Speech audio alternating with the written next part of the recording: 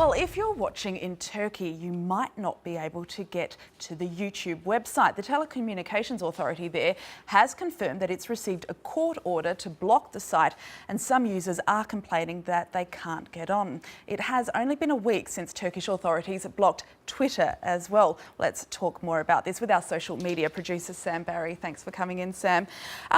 President Erdogan is saying the reason for this block is it's a security issue. Is he right? It might be part of that reason, but for him, he's never been a fan of social networks. Earlier this month, in a very public rally in front of thousands of people, he threatened to wipe out all social media platforms, YouTube, Facebook, Twitter being the top three. And Turkey, they use a lot of social media in Turkey. So he's never been a fan of it. He's been very vocal about it. He's accused it of spreading misinformation about him, about his family, about his party. And he's been very vocal for more than a year about his basically not wanting Turkish people or not wanting them to have access to these sites. I think the quote, Sam, I found it was, he was saying, I don't understand how people of good sense could defend Facebook, YouTube and Twitter. So Facebook mentioned there as well. So we've actually just geo-targeted, we've targeted a post on our Facebook page just to our Turkish audience. And that was a couple of minutes ago before I came on set, asking them could they access YouTube, what do they think about this? We've got hundreds of comments, thousands of shares within a couple of moments, and they're all saying, first of all, they can't access it the traditional ways.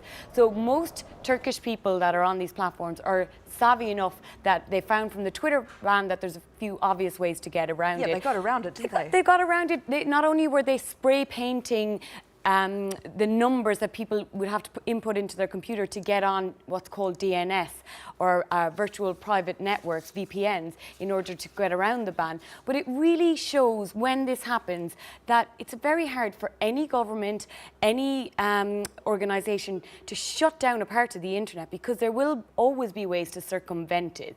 And it's really showing the fundamental strength of the internet, which is it's a network of networks. It's a decentralized group of people. So when the Twitter ban happened, you had a 300% increase in the amount of people in Turkey actually using Twitter.